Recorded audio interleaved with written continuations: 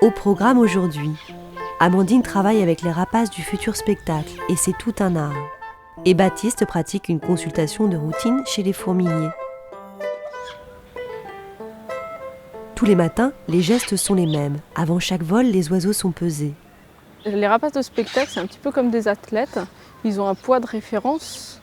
À ce poids-là, ils sont vraiment performants. En dessous de ce poids, ils seront trop faibles pour voler. Et au-dessus de ce poids, ils n'auront pas forcément beaucoup envie de travailler. Donc ils ne sont pas affamés, ils ne sont pas affaiblis, ils sont juste au poids qui leur correspondrait pour chasser dans la nature. Ni trop, ni trop peu. Leur alimentation est déterminée chaque jour selon leur poids. C'est un peu comme dans la nature, quoi. Il faut qu'ils volent pour avoir de la nourriture. Tous les nocturnes, comme cette jeune chouette de l'Oural, ne travaillent que depuis quelques mois. Les oiseaux n'apprennent pas tous au même rythme, et la patience est la règle d'or. Autre artiste en formation, les faucons. Avant tout vol, Amandine place une balise GPS sur leur queue. On ne sait jamais où ils pourraient aller se percher. Tout est prêt, le ballet peut enfin commencer.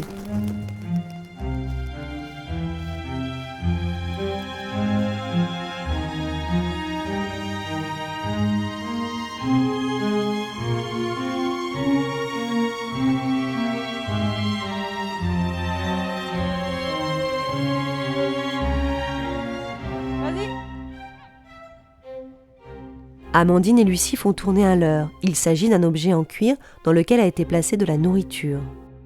Dans la nature, les faucons chassent des oiseaux en les percutant. Pour eux, le leurre représente donc une proie. Ces séances musclent les faucons qui peu à peu prennent de la vitesse. Ils peuvent atteindre 150 km/h en attaque.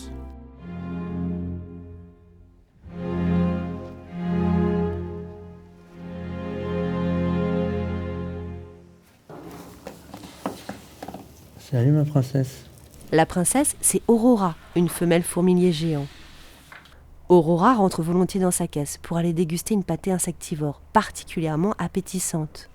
On lui a mis de la banane en plus, du kaki et de la poire un peu. Voilà, et elle aime bien, donc ça marche bien. Concentrée sur sa nourriture, elle ne prête aucune attention à Baptiste, qui vient chaque semaine depuis 3 ans pratiquer une échographie en entraînement médical. On avait eu des petits soucis avec les premiers bébés qu'elle a eus et des problèmes d'élevage. Et donc on voulait en fait déterminer si la femelle était gestante ou pas et pouvoir suivre la gestation pour pouvoir prévoir en fait quand est-ce qu'elle allait mettre bas pour être prêt et que si jamais il y avait un souci, on puisse récupérer le petit, l'élever à la main. Grégory est toujours présent, avec une planche en guise de bouclier. On ne sait jamais. Le fourmilier peut être un animal qui est potentiellement dangereux. Ça arrive à tuer des jaguars dans la nature, ça dégriffe pour défoncer les termitières ou les fourmilières. Donc avec le bouclier, ça permet vraiment de le contenir et de protéger les individus qui travaillent avec. Le comportement d'Aurora a été exemplaire pendant l'entraînement médical. Toutefois, pas de bébé en perspective. Au prochain épisode, vous saurez tout sur l'eucalyptus, plat unique des koalas.